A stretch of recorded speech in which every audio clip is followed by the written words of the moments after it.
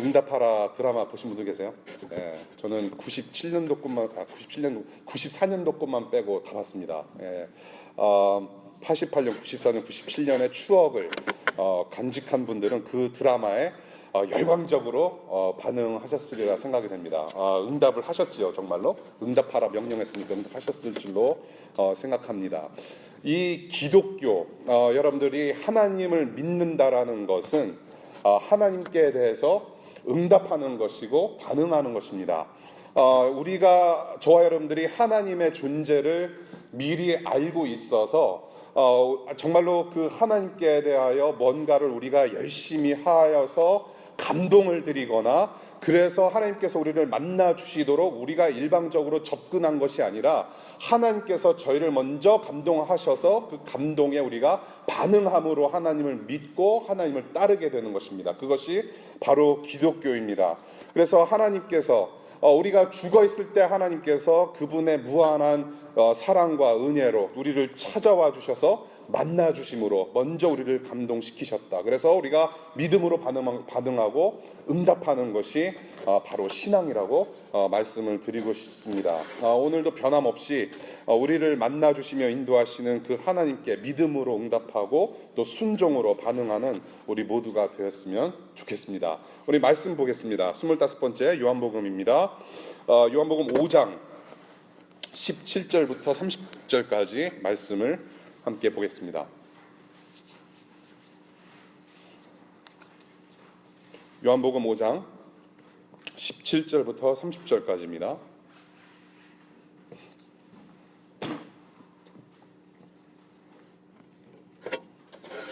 그러나 예수께서는 그들에게 말씀하셨다.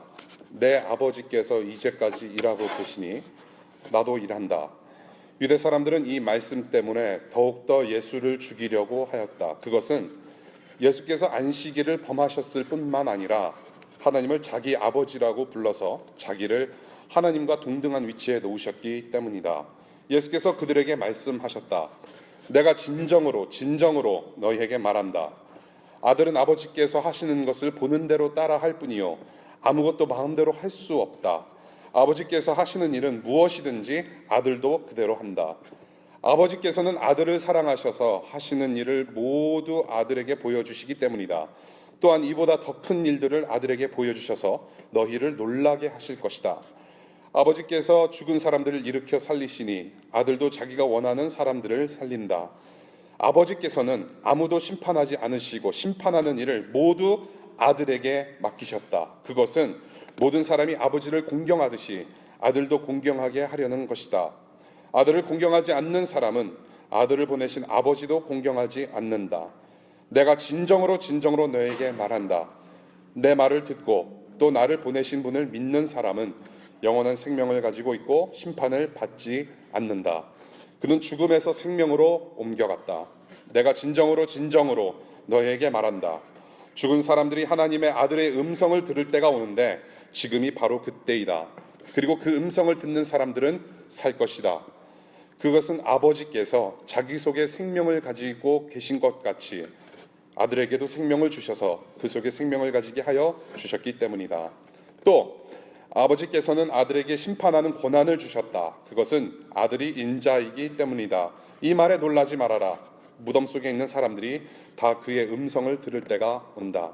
선한 일을 한 사람들은 부활하여 생명을 얻고 악한 일을 한 사람들은 부활하여 심판을 받는다. 나는 아무것도 내 마음대로 할 수 없다.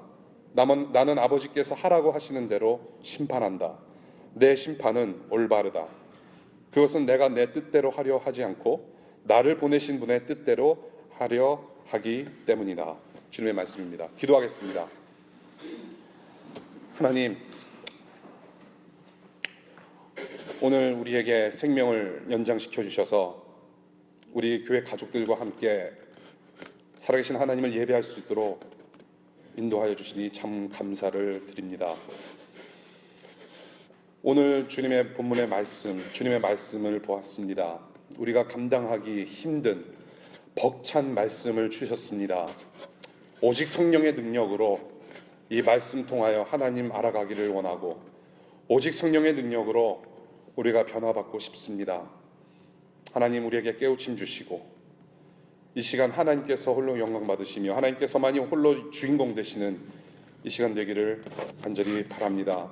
하나님, 우리 뜻대로 살아가려는 본성을 예수 그리스도의 보혈로 다 죽여주시고 하나님의 능력과 하나님의 그런 존재 앞에 우리가 순종하며 매일을 살아갈 수 있도록 이 시간 말씀으로 우리를 다스려 주시기를 간절히 기도합니다. 성령 하나님 인도하여 주옵소서. 예수님 이름으로 기도하였습니다. 아멘. 오늘 본문은 예수께서 안식일에 병자를 고쳤다 하여 유대인들이 예수를 박해하려 할 때 말씀하신 내용을 담고 있습니다. 17절과 19절에 예수께서 그들에게 말씀하셨다라는 그 동사, 말씀하셨다라는 동사의 원어의 의미는 대답했다 혹은 변론하다라는 뜻이 있습니다. Answered or offered his defense. He offered his defense라는 의미가 있습니다. 왜 안식일에 사람을 고쳐서 안식일을 범하느냐는 유대인들의 고소에 대응한 것이라는 것입니다. 전반적인 내용을 간추리자면 예수 본인께서 어떤 분이신지 적나라하게 진술하신 것인데요. 성육신하신 하나님의 아들 예수 그리스도의 신적인 영광을 드러내시는 내용으로 우리가 볼 수 있다는 것입니다. 하나님의 모든 권세가 본인 예수께도 있음을 나타내시는 그런 말씀입니다.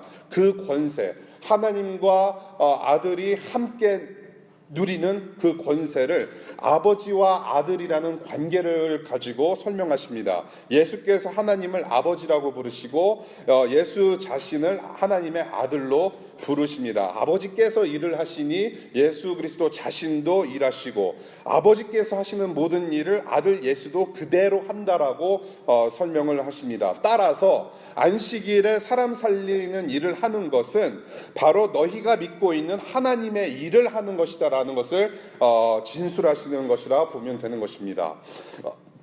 그러한 아버지와 아들의 권세를 통한 친밀한 관계를 오늘 본문 23절이 요약을 하고 있습니다. 하나님 아버지를 공경하는 것은 곧 아들 예수를 공경하는 것이라고 말씀을 하십니다. 또한 아들 예수를 공경하지 않으면 하나님 아버지를 공경하지 않는 것이라고 말씀하십니다. 누가복음 10장 16절에도 유사한 말씀이 있어요. 누구든지 예수를 배척하면 하나님 아버지를 배척하는 것이라 말씀하시고요. 또한 요한복음 15장 23절에도 예수 자신을 미워하는 사람은 하나님 아버지를 미워하는 것이라고 말씀을 하십니다. 그래서 결국에는 하나님 아버지와 예수 그리스도, 하나님의 아들 예수 그리스도는 하나이심을 가르치시는 그런 본문의 말씀으로 우리가 볼 수 있다는 얘기입니다. 그러한 친밀한 관계 속에서 아버지와 아들, 하나님의 아들 예수께서 하나님 아버지의 권세, 그분의 능력으로 행하시는 일들이 오늘 본문에 있는데 본문에서 반복해서 언급되어지는 그 세 가지 키워드가 있습니다. 하나님 아버지와 예수 그리스도, 하나님의 아들이 행하시는 그 권세, 그것은 바로 생명과 부활 그리고 심판이라는 단어로 우리가 볼 수 있는 것입니다. 하나님 아버지와 예수 그리스도께서 하시는 일, 생명과 부활 그리고 심판이라는 것입니다. 먼저 우리가 생명과 부활에 대해서 보겠습니다. 우선 20절 후반부를 볼게요. 5장 20절 후반부에 또한 이보다 더 큰 일을 아들에게 보이셔서 너희를 놀라게 할 거다라는 말씀을 하세요. 병자를 일으키신 일보다 더 큰 일을 보여주셔서 우리를 놀라게 할 거라는 말씀을 하십니다. 그 큰 일이라는 것은 바로 21절을 말합니다. 죽은 사람들을 일으키셔서 살리시는 일을 보고 더 큰 일이라고 표현을 하십니다. 부활의 능력을 말씀하시는 것이죠. 부활의 능력. 이 부활의 능력은 영원한 생명을 주시는 하나님 아버지의 능력이십니다. 24절의 말씀입니다. 죽음에서 생명으로 옮겨갔다라는 말씀을 하세요. 죽음에서 생명으로 옮겨갔다. 신분의 변화를 말하는 것입니다. 저와 여러분들이 미국에서 오랫동안 사신 분들은 영주권 받으신 분들 혹시 있으신지 모르겠습니다. 영주권 받는 그 절차가 굉장히 까다롭습니다. 오래 기다려야 됩니다. 이민국 INS 가서 계속 오랫동안 줄 서 있어야 됩니다. 그러한 굉장히 복잡한 절차, 또 우리가 준비해야 하는 것도 상당히 많습니다. 근데 사망에서 생명으로 신분의 변화를 이야기하는 것은 급격한 변화입니다. 눈 깜짝할 사이에 변화받는 그런 신분의 변화를 이야기를 하는 것이죠. 영육으로 죽은 상태에서 부활과 영생을 베풀어 주심으로 생명을 얻게 되었다는 것이에요. 죽음에서 생명으로 우리의 신분을 뒤집어 주셨다. 믿는 자들이 경험하게 되는 예수의 그런 생명의 권세를 우리가 보게 되는 것이죠. 25절과 28절 보겠습니다. 죽어서 무덤 속에 있는 사람들이 하나님의 아들의 음성을 듣고 살게 된다고 말씀하세요. 말씀 한마디로 세상을 창조하신 하나님께서 말씀 한마디로 죽은 자를 살리실 수 있는 그런 엄청난 권세가 있다는 것입니다. 예수께 그 권세가 있다는 것이에요. 그래서 우리가 요한복음을 앞으로 이제 더 훑어보게 되면 나사로라는 인물을 만나게 됩니다. 나사로라는 사람이 한번 죽습니다. 죽어서 무덤에 갇혀 있었습니다. 그런데 예수님께서 그 소식을 들으시고 나사로의 무덤 앞에서 호령을 치십니다. 나사로야 무덤에서 나오라. 그 한 말씀으로 나사로를 살려내셔서 무덤에서 끄집어내셨다라는 것이죠. 그러한 능력의 예수님을 우리는 보게 될 것입니다. 주님의 말씀 한마디면 저와 여러분들의 존재가 뒤집어질 수 있다라는 것이에요. 이거 엄청난 것입니다. 죽음에서 사망에서 생명으로 우리의 신분이 바뀌어졌다라는 것. 지금 여러분들이 숨을 쉬고 있기 때문에 이게 안 와닿을 수도 있을 것 같다는 생각이 듭니다. 저도 가끔씩 그냥 살거든요. 생각을 할 수가 없어요. 근데 이 부활이라는 거, 죽음에서 생명을 얻어서 부활하고 영원한 생명 가운데 거했다라는 것은 엄청난 일이에요. 이것을 여러분들이 조금이나마 좀 이렇게 피부로 좀 느끼고 싶으시면 무덤에 가시면 돼요. 예, 미국의 공동묘지가 군데군데마다 있습니다. 예, 미국 교회를 이제 가보시게 되면은 웬만한 미국 교회, 오래된 교회는 교회 뒷마당에 다 묘지입니다. 무덤에서 한번 생각을 해보세요. 한번 상상해 보셔도 좋아요. 무덤 가끔 가는 거 좋습니다. 결혼식이나 생일 축하만 가는 것이 아니라 가끔 무덤에 가시는 거 좋아요. 예, 아무런 그 친척 관계가 아닐지라도 무덤을 바라보시고 생명되시고 부활되시는 예수님께서 어떤 분이신지를 기억해 보자란 말이에요. 피부에 와닿을 것입니다. 지난주 토요일날 저희 친척 그 추모 예배, 저는 추모 예배라고 사실 부르지 않아요. 우리 와이프, 제 아내의 할아버지와 할머니 되신 우리 두 분의 그 2주기 1주기를 기리는 마음으로 예배를 하러 무덤에 갔습니다. 누워 계신 곳에 갔어요. 그래서 저는 그 예배를 주관하게 됐는데 그 예배의 제목을 어떻게 붙일 수가 없어요. 이 추모 예배도 좀 성경적으로 맞지 않는 것 같고, 뭐 서거라는 말도 좀 그렇고, 1주기라고 표현하는 것도 좀 그렇고, 그래서 이 돌아가신 분들을 통해서 우리가 부활의 소망을 얻게 되고 그 부활의 소망에 감사하는 예배를 드리겠습니다라고 하고 예배를 시작했습니다. 근데 어느 때보다도 이 부활의 메시지가 그렇게 와닿은 적이 없었어요. Saints below, saints above. 땅에 묻힌 성도들이 부활의 때에 다시 일어난다라는 것입니다. 그것을 상상하면서 그 무당 앞에서 말씀을 전하다 보니까 와닿더라고요. 특히 여러분들 청년의 때 우리는 정말로 기쁜 일을 많이 겪게 됩니다. 그렇죠? 네, 결혼도 하고 결혼 가서 축하도 해주고 정말로 축의금 없는 살림 축의금 쪼개서 갖다 바치고, 예, 생일 잔치도 가고 졸업 축하도 많이, 우리는 기쁜 일을 많이 우리가 기쁜 일을 많이 겪게 됩니다. 근데 더러는 장례식도 가야 돼요.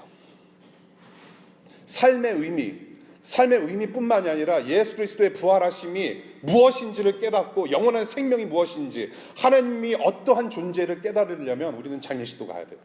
전도서의 가르침입니다. 언제 한번 단체로 공동묘지 한번 갔으면 좋겠어요. 이렇게 생명과 부활을 경험하는 것은 선한 일을 한 사람들에게만 가능하다. 선한 일을 한 사람들만 생명과 부활을 경험할 수 있다라고 29절 초반부에서 말씀하세요. 선한 일을 한다. 이제 여기서 여러분들이 혼동하지 말아야 될 것이 있어요. 선한 일을 하면 내가 구원을 받고, 선한 일을 하면 내가 생명을 얻고 부활을 경험할 수 있는 거구나, 영원한 생명을 얻게 되는 거구나라고 착각할 수 있다는 얘기예요. 그렇게 잘못 해석하면 안 되는 것이에요. 착하고 선한 일을 하면 구원받지 않습니다. 예배 참석한다고 해서 여러분들이 구원받고, 예배 참석만 한다고 해서 여러분들이 한번 죽고 부활을 경험하는 거 아니라는 것이죠. 여러분들이 이웃을 잘 섬기고 11조 꼬박꼬박 내서 많은 사람들을 돕고, 그것만 가지고는 우리가 구원받고 영원한 생명 살아갈 수 없다는 얘기예요. 여기서 말하는 선한 일은 우선 24절 예수를 보내신 하나님을 믿는 일이고요, 그 다음에 25절에 하나님의 아들의 음성을 듣는 일입니다. 그리고 더 나아가서 하나님의 백성과 자녀로 거듭나는 것을 보고 본문에서는 선한 일이라고 표현을 하는 것입니다. 그 선한 일을 경험하고 그 선한 일 하는 사람들에게는 생명과 부활에 동참하게 된다는 것입니다. 예수의 십자가 공로로 위롭다 여김을 받은 그 칭의된 모습을 보시고 선한 일을 했다, 너희는 생명과 부활에 참여할 수 있다라고 말씀하시는 거예요. 우리 안에 있는 예수님을 보시는 것이죠. 예수 그리스도와 연합되어서 그것을 결혼한다라고 표현을 하는 것입니다. 예수 그리스도와 연합되어서 그 예수께서 우리와 함께 하시고 우리 안에 내재해 계시는데, 그 예수의 모습을 보시고 선한 일을 했다라고 해주시는 것이죠. 이렇게 저와 여러분이 이 엄청난 생명과 부활의 영향권 아래에 있게 된 것은 바로 26절 예수께서 생명 되시기 때문에 가능한 일이라고 말씀을 하세요. 하나님 아버지의 생명이 하나님의 아들 예수께 있고, 그 생명의 능력이 저와 여러분들에게 베풀어지게 된 것이죠. 아까 여러분들 찬양했죠. The grace flows down from above. 그래서 저와 여러분들의 한 번 사는 인생은 무덤이 종착지지만 하나님의 나라에 속한 저와 여러분들의 운명은 이제는 더 이상 무덤이 종착지가 아니고 무덤에 속하지 않고 부활을 통한 영생의 빛 안에 있다라는 것입니다. 그래서 저는 여러분들에게 이렇게 묻고 싶어요. 여러분들이 지금 여기에 와서 예배를 하고 있습니다. 여러분들이 기독교 신자라고 얘기를 해요. 여러분들이 크리스찬이라고 얘기를 합니다. 여러분들이 말씀을 대하고 기도 생활을 합니다. 정말로 저와 여러분이 믿고 있는 대상이 누구인지 아십니까? 실로 엄청난 분을 우리가 믿음의 대상으로 여기고 우리는 그 하나님을 믿게 되는 것이죠. 지금 여러분들이 여기에 좀 딱딱한 의자, 100년 된 의자에 앉아가지고 예배를 드리는 것도 바로 이 부활과 생명 되시는 예수님 때문에 와서 예배를 하는 것이죠. 십자가에서 흘리신 피로 믿는 자들에게 구원을 베푸시고 생명 주신 예수를 우리는 믿고 예배하고 있다는 것입니다. 우리는 지금 죽음의 사슬을 끈질긴 생명력으로 끊어버리신 예수님을 믿고 있는 거예요. 예수로 인해서 죽음은 더 이상 죽음이 아니에요. 죽은 자들을 향한 주님의 그 생명의 능력과 열정은 유대의 종교인들도 막을 수 없었고, 그 어느 누구도 앞으로 막을 수 없고, 죽음마저 맹목줄이고 다 무너지게 되는 것이죠. 이것이 바로 하나님의 아들, 하나님과 그의 아들 예수께서 함께 베푸시는 생명과 부활의 권세라는 거예요. 여러분들이 생명과 그 부활의 능력 안에 거했다면 저와 여러분들의 삶은 하나님께 맡겨드릴 수 있는 것이에요. 저와 여러분들의 운명은 이미 정해졌습니다.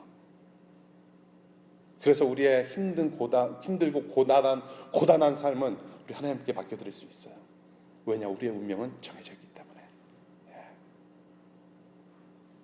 두 번째, 심판입니다. 심판. 오늘 본문에서 쭉 반복되어지는 단어 중에 하나예요. 심판한다.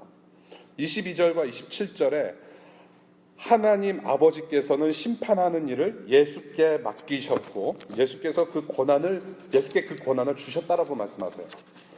그리고 24절과 30절 보니까 예수를 보내신 하나님을 믿는 자들은 그 심판을 면하게 될 것이고 믿지 않는 악한 일을 하는 자에게는 심판이 있을 거라고 하십니다. 심판.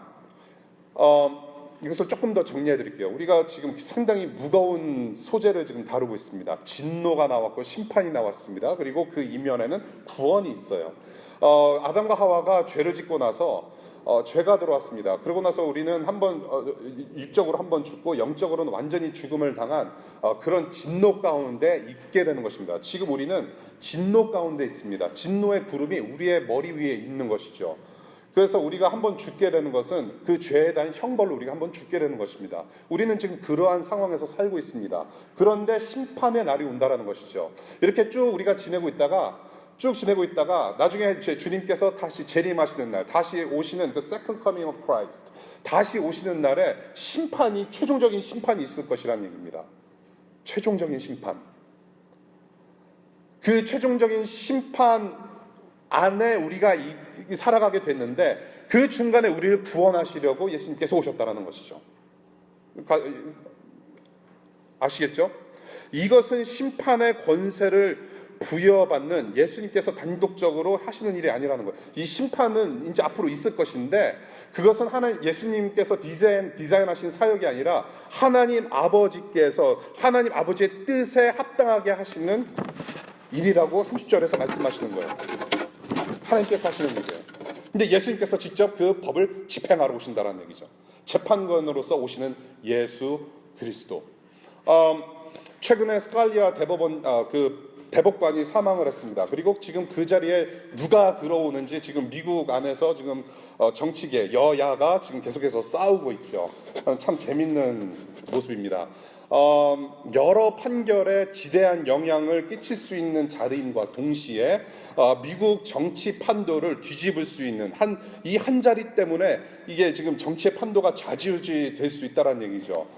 그만큼 이 재판장은 개인과 나라 역사의 흐름에 상당히 중요한 인물이라는 것입니다. 그것 때문에 지금 공화당과 민주당이 싸우고 있는 것이죠. 하나님께서 그 재판권을 예수께 넘겨주셨다는 거예요. 단순히 이 미국뿐만이 아니라 이 하나님 나라를 위해서 그 재판권을 예수께 넘겨주셨다는 거예요. 예수께서 구원해 주신 언약 백성들과 그렇지 않은 자들을 걸러내서 심판하러 오시겠다라는 말씀을 하시는 거예요. 생명의 부활을 경험하지 못하는 자는 분명히 심판당하게 될 것이라는 말씀을 본문에서 분명히 말씀하세요. 이거는 상당히 신앙생활을 처음 하셨거나 교회 오늘 혹시라도 처음 오신 분들에게는 상당히 무거운 말씀이 될 수가 있을 것 같아요.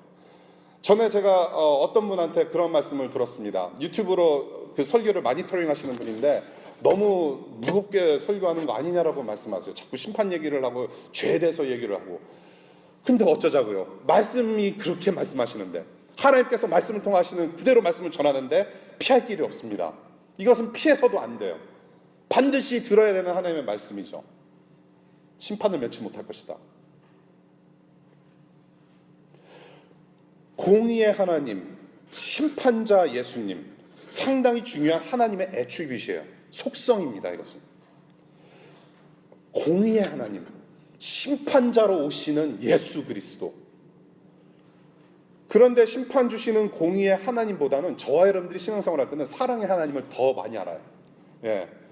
그래서 더러는 이렇게 브랜딩을 잘하는 교회 가면은 하나님은 사랑이시라 어느 교회 가든지 있는 교회가 있어요. 그렇죠? 우리는 하나님은 사랑이시다라는 것을 너무 잘 알아요. 그런데 하나님은 사랑이시다라고만 강조되다 보니까 심판의 하나님의 모습은 상당히 생소하다라는 거예요. 예. 기독교만큼 사랑을 남용하는 종교가 없다라고 생각합니다. 형제님 사랑합니다. 자매님 사랑합니다. 당신은 사랑받기 위해 태어난 사람. 눈물 찔끔 그래 나는 사랑받기 위해 태어났다. 왜 이걸 지금 알았을까? 감사합니다. 그러면서 우리는 한 형제 한 가족 막 수영관에서 그냥 콧물 눈물 삐삐삐삐. 사랑합니다. 너무 남용한 것 같지 않아요? 우리는 너무 사랑의 하나님은 잘 아는 것 같아요. 근데 남용을 해요. 이 하나님을 우리가 배워가면서 이 하나님을 경험하면서 저와 여러분들이 이 하나님을 믿고 살아가는 삶 속에서 하나님은 사랑만 풍성하시고 심판은 신경 안 쓰시는 분으로 오해한다는 것입니다. 상당히 큰 착각이에요. 상당히 큰 오해예요. 하나님은 모든 성품을 100% 다 완벽하게 가지고 계신 분임을 우리는 알고 있어야 되는 것이죠. 사랑의 하나님 100% 사랑이십니다. 100% 공의의 하나님이세요. 100% 무소부재하시고 전지전능하시고 그리고 신실하신 하나님이십니다. 자비로우신 하나님이세요. 100% 다 완벽하게 갖춰 계시는 하나님을 우리는 믿고 있는 것이에요. 100% 우리가 사랑의 하나님이라고 믿고 찬양하고 우리가 그렇게 믿는다면 100% 분명히 심판은 있을 것이다. 공의의 하나님은 분명히 오신다라는 것, 우리가 믿어야 된다는 것이죠. 우리가 하나님을 알아갈 때 사랑의 하나님과 동시에 우리는 공의의 하나님, 즉 상벌을 구분하셔서 베푸시고 혹은 심판하시는 하나님이심을 알아야 된다는 거예요. 그리고 하나님의 존재를 우리가 안다면, 우리가 하나님께서 계시다라는 것을 알면 사탄의 존재도 있다라는 것을 알아야 돼요. 천국이 있고 하나님의 나라가 있다라는 것을 알면 우리는 지옥도 있다라는 것을 알아야 돼요. 하나님의 구원이 있다면 하나님의 심판도 있다라는 것을 우리는 알아야 돼요. 절대로 잊어서는 안 되는 진리예요. 그런데 보십시오. 예수께서 분명히 심판하실 거라고 말씀하세요. 하나님께서 그 엄청난 권한을 예수께 주셨어요. 그 심판은 상상할 수가 없어요. 얼마나 이 심판이 무서운 것인지, 저와 여러분들 지금 귀와 귀 사이에 뭐가 있죠? 뇌가 있어요. 이 뇌를 가지고 여기서부터 여기까지 이 디스턴스 안에서는 이 심판이 얼마나 엄청난 것인지 상상할 수가 없어요. 그래도 짐작은 할 수 있을 것 같아요. 여러분들 한번 생각해 보십시다. 하나님의 나라, 하나님의 찬란한 영광을 볼 때는 정말로 그야말로 찬란한 것을 우리가 상상할 수 있습니다. 저와 여러분들이 이사야서나 에스겔서나 요한계시록을 볼 때 천국의 모습을 우리가 계속해서 봐요. 야, 천사들이 그냥 날개를 펴고 왔다 갔다 그냥 찬양하면서 거룩하다 홀리 God Almighty who was and is to come 그러면서 막 찬양하고 다니고, 야, 12장로들이 찬양을 하고 거기에 수많은 민족과 백성과 방언들이 하나님을 찬양하고 굉장히 멋있는 모습을 우리가 볼 수가 있어요. 거룩한 그 영광의 모습, 하나님의 보좌 앞에서 울려 퍼지는 찬송과 얼마나 멋있어요. 가고 싶지 않으세요? 별로신가요? 저희 교회 축복의 통로라고 했습니다. 앞으로 여러분들, 우리 부모님들도 계시고 한번 왔다 가시면 또 뵐 날 언제 뵐지 몰라요. 여기 계신 우리 청년분들, 여기서 공부 끝나고 어디로 가실지, 어디로 시집을 가실지 몰라요. 예. 또 어느 학교로 또 PhD, Permanent Higher Damage 받으러 가시는지도 몰라요. 예. 한번 지나가는 교회예요. 축복의 통로예요. 그런데 저는 저와 여러분들이 다시 만나게 되는 곳이 바로 이곳이었으면 좋겠어요. 평생 동안 저와 여러분들이 혹은 여러분들 서로가 이 지상에서 만날 일이 없으면, 서울에서도 만날 일이 없으면, 거창에서 부산에서 청주에서 만날 일 없으면, 이 하나님 나라, 정말로 아름다운 하나님 나라, 그 하나님의 보좌 앞에서 하나님을 찬양하면서 만났으면 좋겠습니다. 아멘. 그런데요,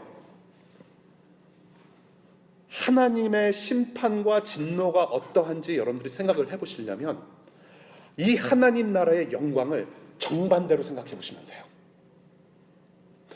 하나님의 나라는 정말로 엄청나게 그 하나님의 영광으로 가득 찼고 찬란하고 아름답고 우리가 영원토록 있을 만한 장소다, 너무 좋다라고 하는 그 것인데, 지옥은 그렇지 않다라는 얘기예요. 하나님의 영광이 그만큼 엄청나다면 하나님의 진노와 심판도 그만큼 엄청나다라는 것을 알아야 돼요. 180도, 180 degrees. Totally opposite side. 하나님의 영광이 정말로 박수칠 만큼 너무나도 엄청난 것이면 하나님의 진노는 너무나도 무섭고 엄청나다라는 것이에요. 극과 극이라는 얘기예요. 이 하나님의 진노, 이 사실을 잊어서는 안 돼요. 그런데 더 큰 문제가 있어요. 이 하나님의 진노, 저와 여러분들이 이 진노를 비켜갈 수 없었다는 얘기입니다. 그게 문제예요. 죄인은 비켜갈 수가 없어요. 이 진노와 심판을. 이 상상할 수 없을 정도로 무서운 하나님의 진노와 심판을 피할 수 없었다는 얘기입니다. 감당하실 수 있겠습니까? 우리 한국 사람들 찜질방 좋아하죠. 네, 찜질방. 이 동부 지역에, 이 지역에서는 최초로 찜질방 생긴 곳이 뉴저지입니다. 뉴저지의 포트리라고 하는 그 한인타운이 있습니다. 여러분들 아시는 분 아시죠? 거기에 그 킹사우나라는 찜질방이 처음으로 생겼습니다. 한 3, 4층이에요. 1층은 남탕, 2층은 여탕, 그리고 3층 가면은 불가마라는 데가 있어요. 죽여줘요. 거기에다가 또 계란 얹어서 먹으면 감칠맛. 상당히 한국 사람들 찜질방을 좋아해요. 근데 이런 그 재미난 이야기가 있습니다. 조크인데요. 한국 사람들은 지옥 가도 잘 살 거래요. 왜냐면 불가마 찜질방을 하도 많이 경험해가지고 웬만한 뜨거운 것은 다 감당할 수 있다라는 그런 우스갯소리를 해요. 근데 지옥은 사실 그렇게 우스갯소리로 할 만한 곳이 아니거든요. 네, 그것을 우리가 감당했어야 됐다라는 것입니다. 하나님의 진노와 심판은 이게 아니라는 거예요. 그런데 그렇게 우리가 받아야 할 저주와 우리가 받아야 될 심판과 우리가 받아야 될 그 진노는 누가 대신 받게 되셨어요. 그 누가 우리를 대신해서 그 진노와 심판을 대신 받으셨는데 그분이 누구냐면 바로 예수 그리스도라는 거예요. 그 예수님께서 그 진노를 십자가에서 다 받아내신 거예요. 그 심판을 다 받아내신 거예요. 우리에게 쏟아내어져야 될 우리가 감당해야 될 그 저주를 예수께서 십자가에서 다 받아내셨다라는 것이에요. 이것이 바로 하나님께서 저와 여러분들을 구원하신 방법이에요. 이것이 바로 예수 그리스도께서 오신 이유예요. 메시아 예수께서 우리에게 오신 궁극적인 이유, 구원이라는 거예요. 심판이 아니에요. 오늘 본문은 심판하러 오시는 예수에 대해서 말씀을 하시지만 궁극적인 예수께서 오신 그 궁극적인 이유, 목적은 구원이라는 거예요. 누구를 구원하시기 위해서? 그 진노와 저주와 심판 아래에 있던 저와 여러분들을 구원해내시기 위해서 성육신하셔서 하나님 아들이 직접 내려와 주셨다라는 것이죠. 만약에 예수님께서 오신 목적이 심판이었다면, 죄인들을 멸하시려고요, 저와 여러분들을 멸하시려고 오셨다면 사실 예수님 오시지 않으셔도 됐어요. 하나님 아버지께서 말씀 한마디면 끝나는 게임이에요. 저와 여러분들 정말로 심판의 대상으로 삼으시고 멸절하시겠다고 하신다면 말씀 한마디로 천지 창조하신 그분께서 말씀 한마디로 우리를 멸하실 수 있는 거예요. 그렇잖아요? 혹은 천사 일개 대대를 풀어주시면 되는 거예요. 아주 잔인하게 우리는 그 멸망 가운데서 아주 고통의 신음소리를 뱉어가면서 우리는 죽어갈 수 있어요. 영원토록 우리는 그렇게 불감해서 살아갈 수 있어요. 그런데 예수께서 보내신 것은 그렇게 진노 아래에서 있어서 최종 심판을 기다리던 자들에게 구원 베풀어 오셨다는 거예요. 예수께서 오셨기 때문에, 그리고 대신 저와 여러분들을 대신해서 그 진노를 받으셨기 때문에 저와 여러분들의 구원이 가능하게 됐다는 거예요. 아무런 소망 없는데, 그래서 예수께서 오신 거예요. 그래서 여러분들, 진노가 얼마나 무서운지, 이 하나님의 저주가 얼마나 끔찍한 것인지 생각하시려면 예수님의 십자가를 생각하시는 게 가장 좋습니다. 그 예수님께서 십자가에서 치르셔야 했던 고통을 한번 생각해 보세요. 그 십자가, 하나님의 뜻을 이루시는 영광의 자리입니다. 동시에 죄인들을 향한 하나님의 저주가 퍼부어진 심판의 자리예요. 십자가는 하나님께서 죄인들을 만나주신 장소예요. 여러분들이 이 십자가의 복음을 한시도 잊어서는 안 돼요. 저와 여러분들이 여기서 하나님을 예배하게 된 것은 우리를 구원하셔서 하나님 앞으로 인도하신 그 예수님 때문에 저와 여러분들이 여기에서 예배하게 되는 거예요. 따라서 오늘 본문, 이 메시아 예수를, 우리를 구원하러 오신 이 예수를 믿지 않는 죄인들에게는 심판이 있을 거라는 말씀을 분명히 하시는 거예요. 예수께서 대신 뒤집어 쓰신 저주의 죽음을 나와 상관없는 일이다, 예수의 십자가 보혈 무시하는 자들에게 훗날 십자가 고통보다 더 심한 저주와 심판이 있을 거라는 얘기예요. It is coming. 앞으로 분명히 닥쳐진 일을 말씀하시는 거예요. 두렵고 떨립니다. 우리는 신앙생활을 한다면서 두렵고 떨림을 상실했습니다. 단순히 저주가 무서워서가 아니라 하나님의 말씀이 창세기부터 요한계시록까지 다 이루어져 가고 있는데 그 하나님 나라를 이루시는 하나님 앞에 경외함을 잃었다는 거예요. I'm in awe of you. I'm in awe of you. 하나님을 경외함 안에 있습니다.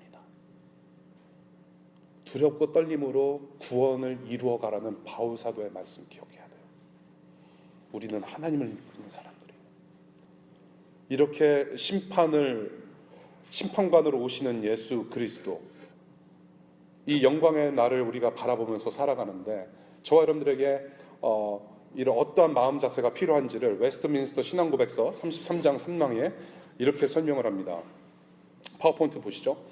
그리스도가 우리에게 심판날이 있을 것이라는 사실을 확신하도록 하신 것이 모든 사람들이 죄를 멀리하고 역경 가운데 있는 경건한 사람들은 큰 위로를 얻도록 하기 위함인 것처럼 그리스도는 그날을 사람들에게 알려주지 않으실 것인데 이는 사람들이 모든 육적 안정감을 떨쳐버리고 주님이 언제 오실지 모르므로 항상 깨어있도록 하기 위함이며 오시옵소서 주 예수여 속히 오시옵소서 아멘 마라나타 라고 말하도록 언제나 준비가 되도록 하기 위함입니다. 이것이 성도의 자세예요. 심판하러 오시는 예수 그리스도를 기다리는 성도의 자세예요. 죄를 멀리하고 경각심을 가지고 하지만 동시에 우리가 위로를 얻고 나를 사랑하셔서 구원하신 그 예수를 배울 날이 얼마 남지 않았다라는 위로와 소망을 가지고 살아가는 거예요. 주님 어서 오시옵소서. 그리고 주님 오시는 날까지 내가 성도의 삶을 잘 살아보겠습니다. 오늘 이렇게 하나님 아버지와 아들 예수의 권세, 생명과 부활과 심판에 대해서 우리가 쭉 훑어봤습니다. 이 내용은 사실 3장 35절과 36절에 이미 다룬 내용이에요. 우리 3장 한번 볼까요? 요한복음 3장 35절 36절. 아버지는 아들을 사랑하셔서 모든 것을 아들의 손에 맡기셨다. 아들을 믿는 사람에게는 영생이 있다. 아들에게 순종하지 않은 사람은 생명을 얻지 못하고 도리어 하나님의 진노를 산다. 이미 배운 말씀이에요. 오늘도 오늘 본문 5장의 본문 말씀으로 재확인을 하는 것입니다. 하나님의 아들 예수 그리스도의 손에 바로 이 권세가 있다는 것이에요. 그렇다고 한다면 저와 여러분들이 오늘 이 시간에 붙잡고 가야 되는 것은 무엇인가? 오늘의 본문을 여러분들이 앞으로 한 3, 4일 동안 좀 묵상하시기를 바라는데요. 오늘의 본문은 사실 상당히 복잡하면서도 어떻게 보면 좀 이렇게 간결한 그런 구조로 되어 있습니다. 오늘의 본문은 이렇게 우리가 생명과 부활과 심판을 예수님의 그 십자가 사건을 통해서 이미 경험한 already, 이미라는 것과 그리고 아직 완성되지 않은 not yet의 종말론적인 관점에서 설명을 하십니다. 그래서 오늘 본문의 절반은 이미 우리가 경험하고 있는 하나님 나라에 대해서 설명을 하고 있고요. 그리고 절반은 앞으로 도래하게 될, 앞으로 완성될 하나님 나라에 대해서 얘기를 하고 있습니다. 그것을 보고 신학적인 조금 용어로는 우리가 already 이렇게 발음이 안 돼. 밤 9시도 아닌데 already와 not yet의 긴장 사이에 있다라고 얘기를 하는 거예요. 저와 여러분들은 예수 그리스도를 구주로 영접하고 하나님 나라를 이미 경험한 사람들로서 그 하나님 나라를 완성할 때까지의 그 긴장 속에서 있다는 얘기입니다. 앞으로 그 하나님 나라는 완성이 될 것이라는 얘기예요. 근데 그 하나님 나라는 이미 우리가 경험하고 있다는 얘기입니다. 그것을 얘기를 하세요. 25절 보겠습니다. 오늘 5장 25절. 상당히 오늘 본문 중에서 상당히 중요한 구절 중에 하나예요. 내가 진정으로 truly 아멘 아멘 너희에게 말한다. 죽은 사람들이 하나님의 아들의 음성을 들을 때가 오는데 라고 말씀하세요. 앞으로 그런 음성을 듣고 하나님께서 부르시는 날이 있을 것이다 라고 말씀하세요. In the future. 지금이 바로 그때다 라고도 말씀하세요. The time has come. The time is now. 지금이 그때래요. 지금도 하나님 나라를 우리는 경험할 수 있고 앞으로도 부활을 통해서 하나님 나라를 또 경험하게 되는 거예요. 완성을 보게 된다는 것이죠. 그리고 그 음성을 듣는 사람들은 살 것이다 라고 얘기를 해요. 살 것이래요. 28절 보겠습니다. 이 말에 놀라지 말아라. 무덤 속에 있는 사람들이 다 그의 음성을 들을 때가 온다라고 말씀하세요. 저와 여러분들이 예수 그리스도를 구주로 영접하고 크리스찬이 됐으면은 저와 여러분들은 우리가 육적으로는 한번 죽어요. 육적으로는 한번 죽는데 부활을 경험하는 부활의 소망을 가지고 살아가는 사람들이에요. 부활의 영향권 아래 있는 것입니다. 저와 여러분들이 언제 죽든지 오는 데는 순서가 있어도 가는 데는 순서 없대요. 저와 여러분들, we don't know what's going to happen tomorrow. We don't know what's going to happen tonight. 우리가 한번 죽고 나서 부활을 경험하게 되는데 우리는 그 부활의 영향권 아래에 있다는 것입니다. 그런데 봅시다. 28절. 그의 음성을 들을 때가 온다. 나사로를 살리신 그 호령하시는 그 목소리를 앞으로 우리는 듣게 될 날이 올 것이다라는 얘기예요. Already and not yet. 그래서 지금 이 땅 가운데 일어나고 있는, 지금 저와 여러분들이 속해 있는 이 하나님 나라 역사의 흐름 한가운데 지금 저와 여러분들이 여기 있는 거예요. 지금 저와 여러분들이 붙잡아야 하는 것은 오늘 본문에서 계속해서 반복하는, 지금도 여전히 우리를 부르시는 그 음성을 듣는 거라는 얘기예요. 지금 음성을 보여주고 계시고 부르시고 계시고 앞으로도 듣게 하시는 그 하나님의 음성. 그래서 요한복음 10장에 양은 목자의 음성을 알아듣는다는 말씀을 하시죠. 저와 여러분들은 생명과 부활로 인도하시는 그 음성을 듣는다라는 거예요. 여러분들 들으셨습니까? 즉 하나님께서 하나님 되시고 예수께서 대신 십자가에서 죽으시고 죄값 치르신 그 은혜의 초청이 깨달아지시느냐는 말이에요. 우리가 하나님의 음성이라고 했을 때 무슨 마치 그냥 산신령이 갑자기 나타나가지고 목욕탕 사운드 있잖아요. 현아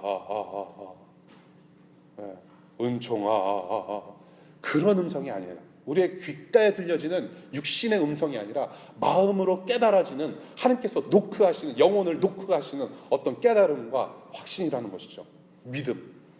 그리고 우리는 음성이라고 표현을 해요. 정말로 하나님께서 하나님 되십니다. 내가 이렇게 하나님을 알게 된 것은 예수 그리스도의 보혈의 공로밖에는 내가 자랑할 것이 없습니다. 그것 예수 때문에 내가 하나님을 만나게 됐고 구원 얻게 되었습니다. 반응이죠.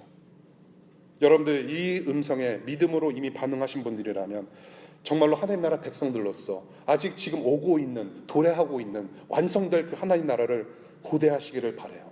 정말로 나를 그렇게 진노 가운데 구원해내신 예수님을 만나고 싶습니다라고 하는 그런 고대함으로 가득 차는 여러분들 되시길 바랍니다.